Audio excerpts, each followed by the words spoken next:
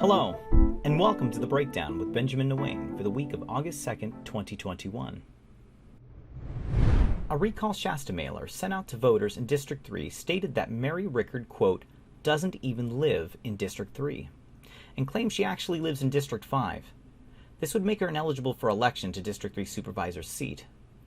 On July 31st, Rickard released a video in response to set the record straight regarding her residency. I just got a call from a friend of mine from Palisadro saying that she received something in the mail for a petition for recall, and it stated that I was a resident and registered voter in District 5. I just want to clarify, I've lived in MacArthur, California since August 11th, 1988. In turn, Recall Shasta released a response using video of her statement spliced with a clip from a prior Board of Supervisors meeting. If it's in your district and there are challenges, your phone's going to light up. Same for you, Leonard, Patrick. We're going to get the calls. You know what, Les? That's really what I want to find out. I am in your district. Well, you are. Are you And going to I go may out? call you. Are you going There's to a go out there in problem. Parkville? I will be really close by.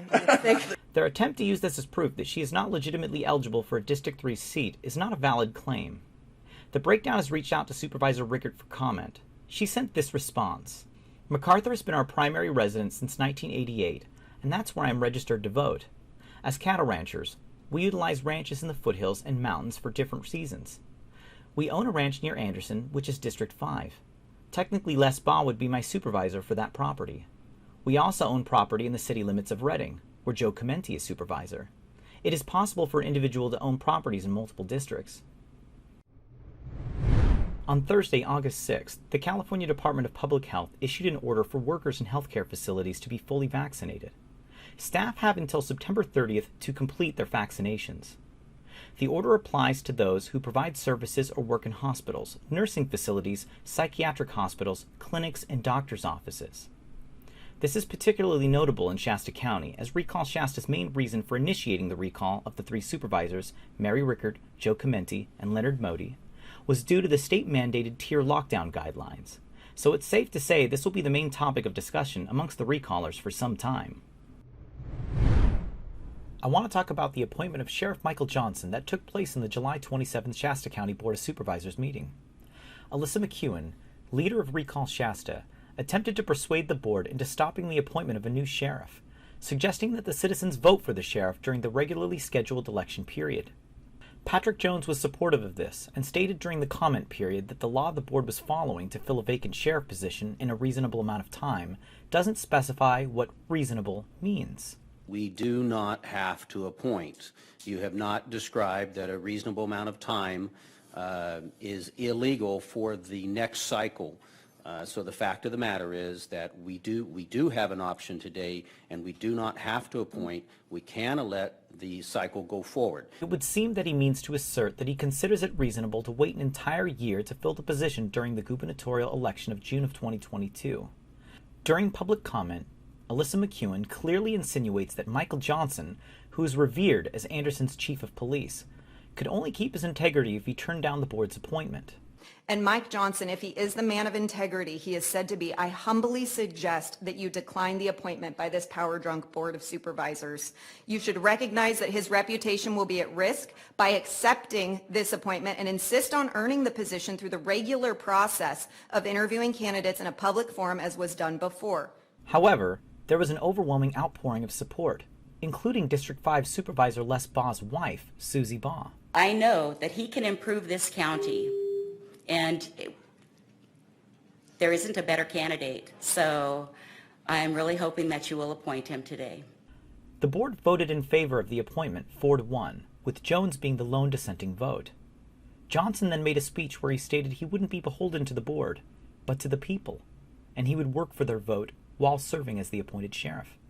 I am beholden to nobody being appointed here, and I really mean that. Not the Board of Supervisors, not the county administrator, not special interest groups.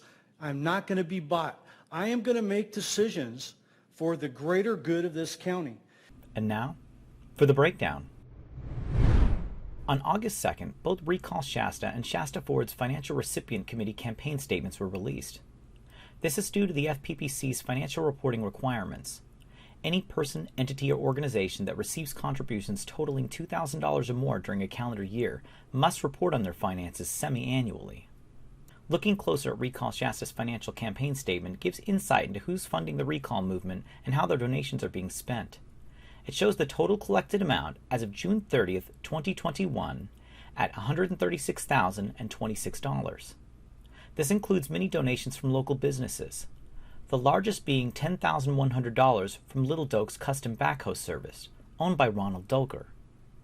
Other business contributors include Jessica and Mike Dill of Dill's Deli, who recently doxed over 40 community members that were seeking out COVID-conscious businesses to support, and Tyler Thompson, owner of Redding Guns and lieutenant in the Shasta County Sheriff's Department.